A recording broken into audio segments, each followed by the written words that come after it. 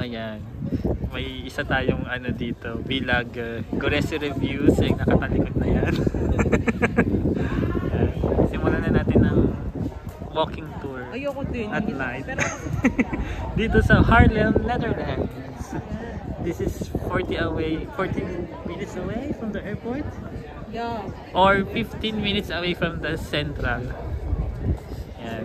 Kung ito alternative place to kung mag-stay kayo sa Amsterdam. Kasi napakamaayos sa Amsterdam. Yes. Nag-stay kami dito. Yes. So ito ang aming main headquarters.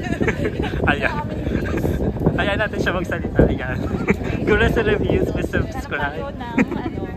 Ayan, nandito kami sa Haarlem. Ang ganda ng place na to, Edward. Oo, natuwa din ako kanina. Yung naglakad-lakad ako.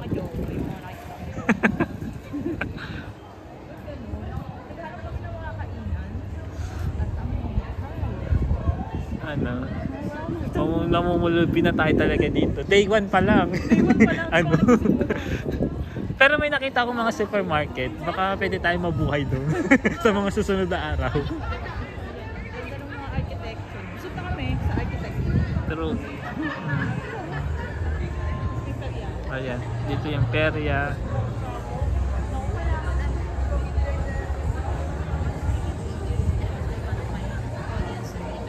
Wow! Social! And I became silent in my video. And it became silent in me.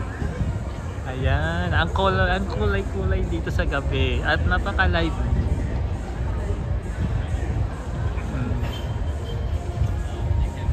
Partida Thursday pa lang yan. Sa weekend kaya, sigurado super ano yan.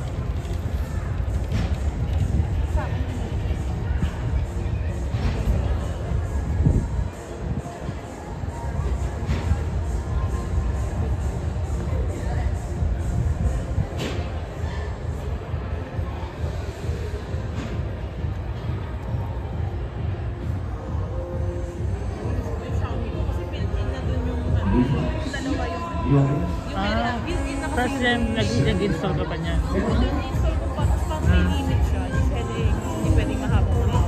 Ilang minutes yung limit niya? Kasi pagpas na sa akin, parang hindi ko na siya na-export. Hirapan na ako.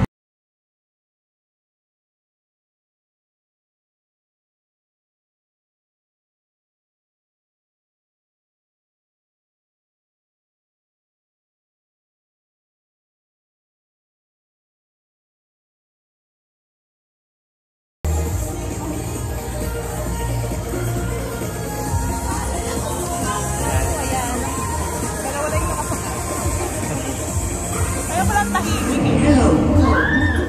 Welcome to Holland, a small but beautiful little country, mostly known for the windmills, cheese and flowers. Flowers? I'm doing real motherfucking good. For a restaurant that's affordable, but we're having a hard time. So we're just feeling our stomachs with peanuts. Ay, Besh, parang may ano doon. Food yata yun, Besh. Tingnan natin.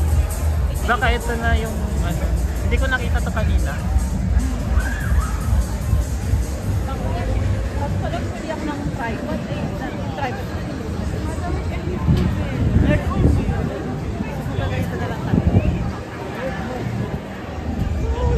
Price ulit.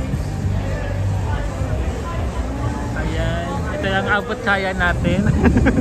Ay, donut yata to. Oh, may ano to, turon? Ay, hindi. Waffle? Ayan. Waffle. But I'm not in the mood for dessert. Yun nga. Hindi, mamaya. Kain muna tayo yung sa burgeran. Yeah. Ano to? Falafel?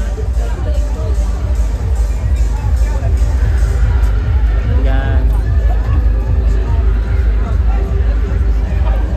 Octopus. Diba? Saya-saya sa perya. Saya-saya, wala akong makain. Walang makain. Ano, patasin na ba natin tong ano? Burgeran nila?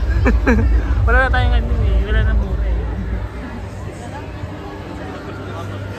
Daan tayo sa ano? Ay, inisip ko sa grocery eh.